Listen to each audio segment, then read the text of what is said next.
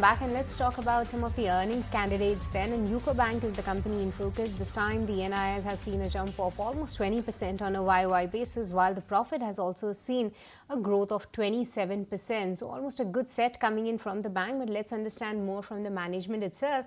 Ashwani Kumar, MD and CEO of the bank, is joining us right now. Good morning, Mr. Kumar, and thank you so much for your time. We can definitely call it a strong quarter for the bank, with your NIMs expanding, the net expenses does remain low, and that has been aiding your growth. But the cost of funds overall has also seen decline. But what changes led to the lower cost of fund this quarter, and will this sustain? Give us a sense over there. Our net interest margin and our cost of funds have improved in this quarter. What we have done is that we have concentrated more on CASA, quality customer acquisition through CASA, current account and saving account.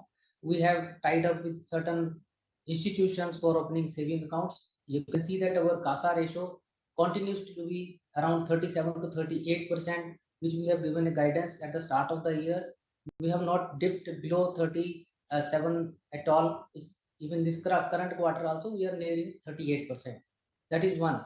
Number two, we have been regularly monitoring our cost of deposit, where we need to raise deposit. We have tried to reduce our dependence on the bulk deposit, and whenever there is an opportune time, that time we are going for raising the bulk deposits. So that these are the two things where we did well. Along with the third thing which we started doing was that repricing of our loan portfolio also. Certain loans we have repriced, and where we have, as a result, we have improved our yield of advances also. Morning, Mr. Kumar. This is Snehi also joining in. Now, the growth and profitability was also aided by higher recoveries and low cost to income. You have already reached that 2,700 crore mark of recoveries out of the 3,000 crore that you had guided earlier. Tell us, will the recovery momentum remain strong going ahead in Q4 as well? See, in Q3, we had, at the start of the year, we had projected total recovery of around 3,000 crore, against which we have recovered 4,700 crore. Our projection was basis that equally we will have around 500 to 600 or 700 crore of recovery in every quarter. But in third quarter, our recovery momentum was strong because certain recoveries which we were expecting in Q4, they came in Q3. So we will, basis the current trend, we are going to exceed our guidance of 3,000 crore of recovery in this financial year. Right, Mr. Kumar, but could you also quantify the kind of recovery rate that you're expecting for Q4? Recovery, I think the fourth quarter we may be exceeding more than 500 to 700 crore. All right, and let's talk about your CD ratio then, because that is now at 75%, as the overall deposit growth was in the single digit. But when I look at the past quarter, it has always been subdued to the loan book growth. With CD being at 75%, how are you planning to bring the deposit growth, and can it become a constraint to your loan growth?